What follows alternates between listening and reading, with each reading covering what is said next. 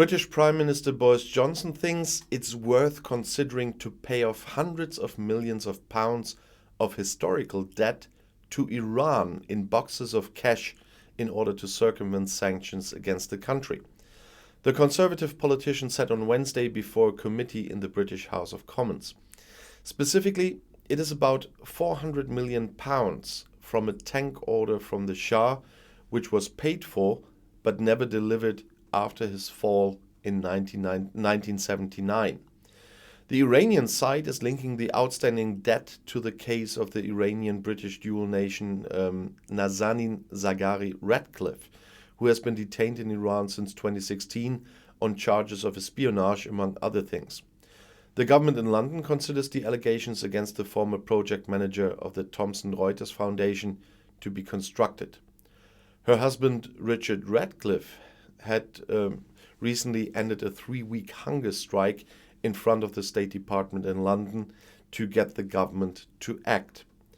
So far, all diplomatic efforts to obtain the release of Zaghari Ratcliffe and other British-Iranian dual states have failed. Their supporters hope that paying the debt will solve the problem. But international sanctions against Iran make a transaction more difficult. In addition, the government in London emphasizes that the two matters must not be mixed up. Nazanin Zaghari Ratcliffe has not seen her husband for 5.5 years and her daughter since 2019.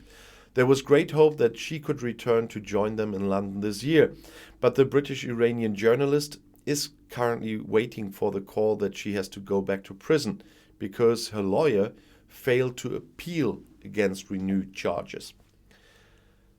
The British-Iranian dual-state woman has already spent 4 years in an Iranian prison, several months of which in solitary confinement. She was able to spend her last year in prison with her parents due to the corona pandemic. She was released in March but was not allowed to leave the country.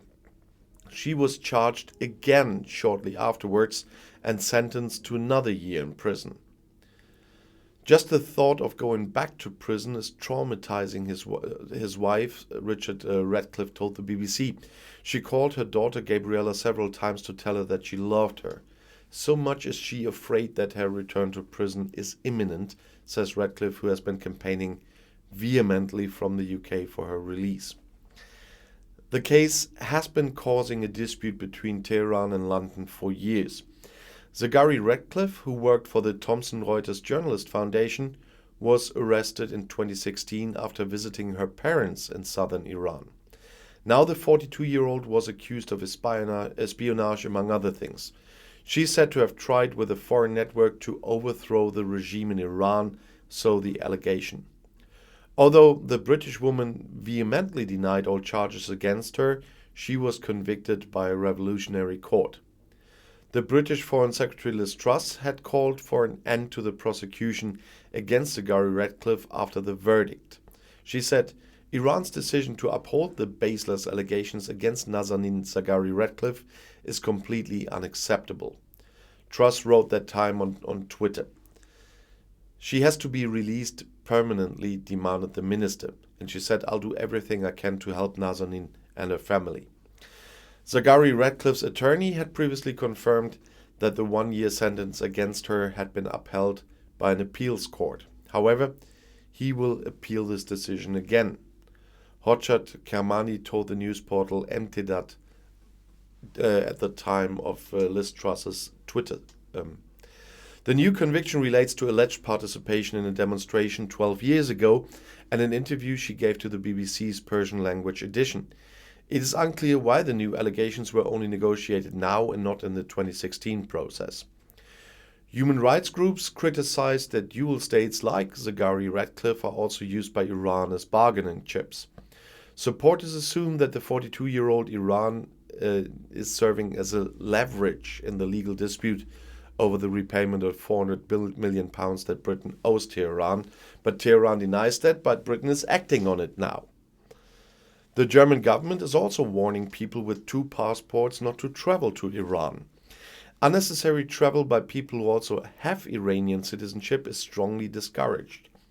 In the past, German-Iranian dual nationals were arrested several times and often for no comprehensible reasons, most recently in October 2020. Iranian authorities treat persons who have Iranian citizenship in addition to German citizenship in all legal issues like persons who are exclusively Iranian citizens. Further detentions of people who also have Iranian citizenship cannot be ruled out. Refusal upon entry and exit also occur without the reasons for this becoming known. Consular support options are considerably limited or even impossible. There are always politically motivated rallies in Iran, which can lead to a large number of security forces. There may be gatherings and rallies, especially in connection with Iranian holidays. And internet services, especially social media and telephone networks, can be temporarily turned off. In particular, people who also have Iranian citizenship are subject to an increased risk of being arrested for no apparent reason or of being refused entry and exit. Iranian authorities do not recognize dual citizenship and, as I said, treat Iranian dual citizens as if they were only Iranian citizens.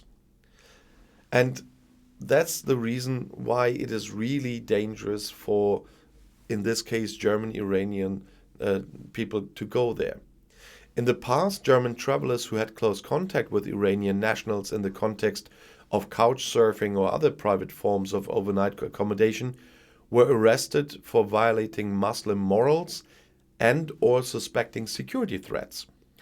Close contact between foreign and Iranian nationals can also put the Iranians involved in serious danger. Foreign nationals have already been contacted because of the communication on current political issues via telephone, social media, and the like. And they've been indicted and convicted because of that. Many websites, apps, and especially social media such as Facebook and some email providers are blocked in Iran and can only be used via VPN. Iranian citizens are forbidden from contact with numerous Western organizations and media. In addition, they were asked not to have any contacts with foreigners, foreign embassies, and organizations working with them beyond the normal range. This could result in arrests of both German and Iranian nationals. Iranian authorities do not recognize dual citizenship. I have to repeat that. They really treat people who also have Iranian citizenship as if they were only Iranian.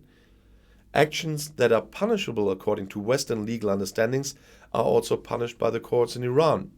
The penalties imposed are often severe and often incompatible with Western legal understandings, and the conditions of detention are very harsh. The death penalty can be imposed for serious drug offenses, murder, armed robbery, serious financial offenses, and certain sexual acts, intercourse outside of marriage, or same-sex intercourse.